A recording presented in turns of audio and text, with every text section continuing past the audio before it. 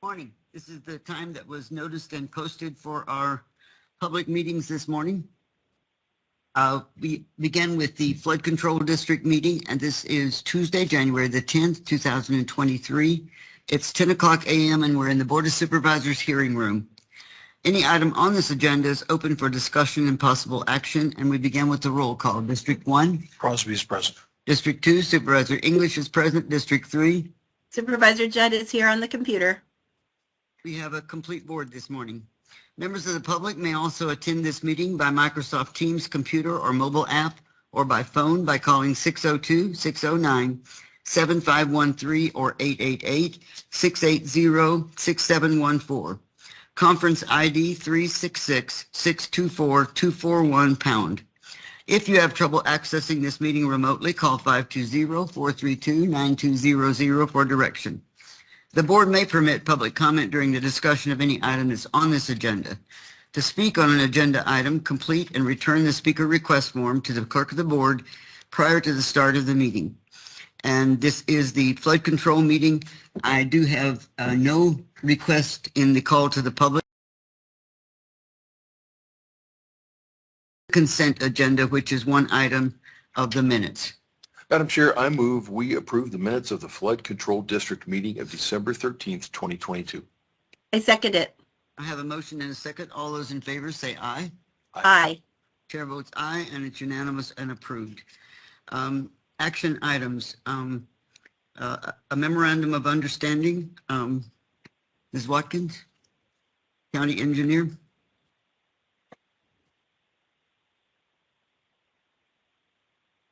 Madam Chair, members of the board, this MOU is for the CCRN. The CCRN was started in 2015 between the City of Sierra Vista, Cochise County, Hereford NRCD, and the Nature Conservancy. In 2016, the City of Bisbee joined, and in 2021, Fort Huachuca joined. Now BLM would like to join with us, and so that's what's in front of you today for the amendment of the MOU. Is there a motion? Madam Chairman, I move that we approve amended memorandum of understanding MOU among the Cochise County Flood Control District, City of Sierra Vista, Hereford Natural Resource Conservation District, the Nature Conservancy, City of Bisbee, and Fort Huachuca to add U.S. Department of the Interior, Bureau of Land Management, Gila District as a partner to the established Cochise Conservation and Recharge Network, CCRN. Second. I have a motion and a second. Now, do we have any discussion?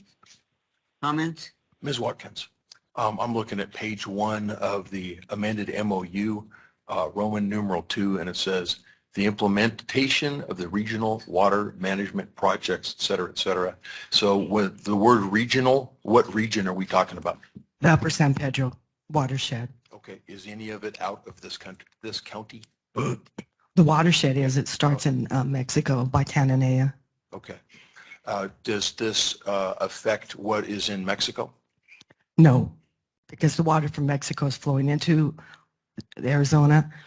So, well, yes, it affects what they do in there will help, could decrease some of the flow we have in the river here. But the CCRN projects is just to do what we can do in the Arizona. Okay. It also says preserving the base flows of the San Pedro River. Why is that important? For the ecology of the river, for the natural resources of the county. Is there any other reason? Recharging the groundwater. Okay. Are there any other reasons? To help the mission of Fort Huachuca. Okay. In what way? For their water stuff that they have with the, that's federal government stuff, but it's for the, for their mission that they have on Fort Huachuca and this implement, the stipulations that they have with the water rights for the BLM. Okay. What does the BLM have to do with the port? Well,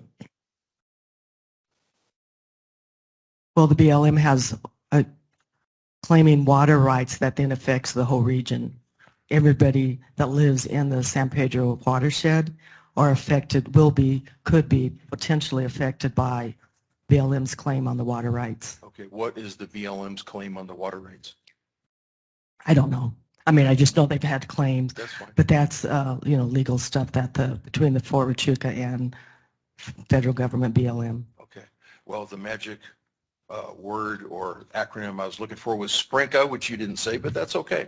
I have further comment, which is the long-term economic viability of the fort is better without the BLM or the fraudulent SPRINKA, which is the basis for the myriad endangered species lawsuits.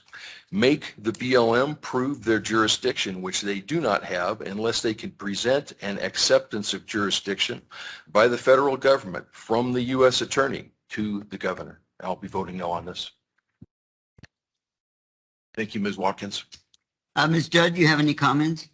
I just want to say that I have had a lot of conversations with BLM people over the years, in this district and also in other offices, in the Safford office and other places. And I'm feeling like we are not being hampered by this.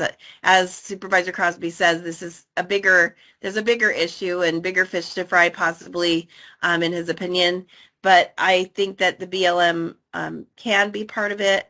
The only thing, and I hate to make you talk more, Jackie, but the only thing is I'd like to hear it in this, if what you know, that are these lawsuits still ongoing as far as trying to adjudicate water in the Upper San Pedro. And I understood that BLM was our active opponent in these lawsuits. And I kind of would like that to be clarified. Maybe that's better done by the attorneys or by the council.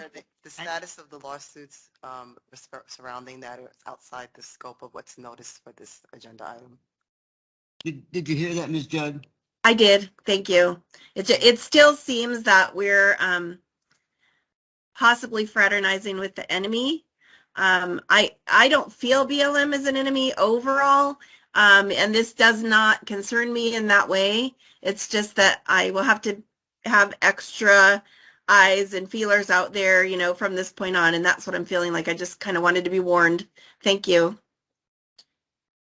Well, my comments are the ownership of the land is the federal government, and they have allowed BLM to assume the responsibility for all of that property.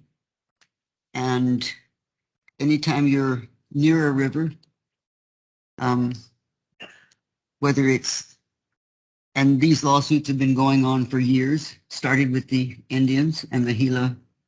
And so I don't think that when we're looking at the BLM right now, I think in the past few years, we've started to establish a healthy relationship with them. They are now bringing projects to us to let us know and comment on what is happening in the San Pedro area. So while you may not always agree with what they're doing, at least now we are able to sit at the table with them. And I think that is a healthy step forward.